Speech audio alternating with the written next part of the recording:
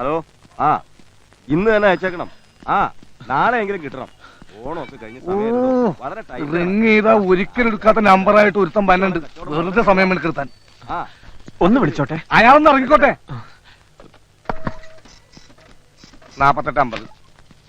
അതെ പഴയ നമ്പർ തന്നെയല്ലേ, അത് കിട്ടൂല. കരിനാക്കെടുത്ത് വളയ്ക്കാതെ.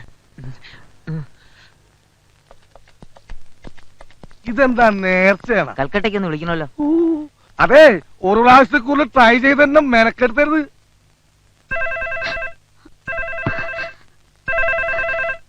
ഹലോ ഹലോ ഹലോ, ഞാനാ.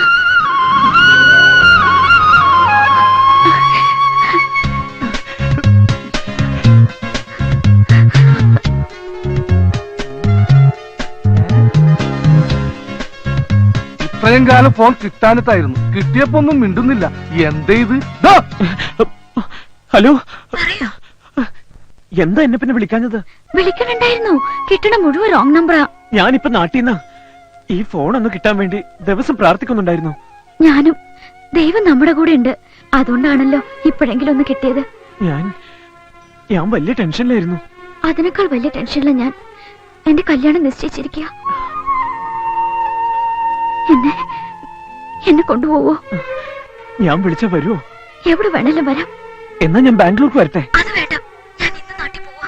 എന്നാ ഞാൻ വീട്ടിലേക്ക് വരാം. വീട് എവിടാന്ന് പറഞ്ഞാ മതി. വേണ്ട, എന്റെ അമ്മമാര് ഭയങ്കര പ്രശ്നക്കാരാ. അനിയൻകുട്ടി പറ, ഞാൻ എവിടെ വരണ്ടേ? എന്റെ വീട്ടിൽ നിന്ന് കുറെ ദൂരമുണ്ട് ഒരുവാതിൽ കോട്ടയ്ക്ക്. സാരല്ല, ഞാൻ എങ്ങനെയെങ്കിലും എത്താം. എപ്പോഴാ വരണ്ടേ? 27-ാം തീയതി രാവിലെ 8 മണിക്ക് വന്നാ മതി. 27-ാം തീയതിയോ? എന്താ ഒന്നും പറയാത്തത്? ഞാൻ കാത്തു നിൽക്കും. അനിയൻകുട്ടി, വീട്ടുകാർക്ക് മുഴുവൻ അപമാനം വരുത്തി വെച്ചിട്ടാ ഞാൻ ഓടിപ്പോരുന്നത്.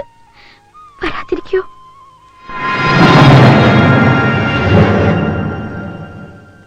വന്നില്ലെങ്കിൽ ഞാൻ ഈ ലോകത്ത് ജീവിച്ചിരിപ്പില്ലെന്ന് കരുതിയാ മതി. എങ്കിൽ അടുത്ത ട്രെയിനിൽ ഞാൻ തലവെക്കും. അങ്ങനെയൊന്നും ഉണ്ടാവില്ല. പറഞ്ഞ സമയത്ത് തന്നെ ഞാൻ എത്തിയിരിക്കും, തീർച്ച. ഞാൻ ബുക്ക് സ്റ്റാളിന്റെ മുന്നിൽ കാത്തു നിൽക്കും. എന്നാ ഞാൻ വെച്ചേക്കട്ടെ?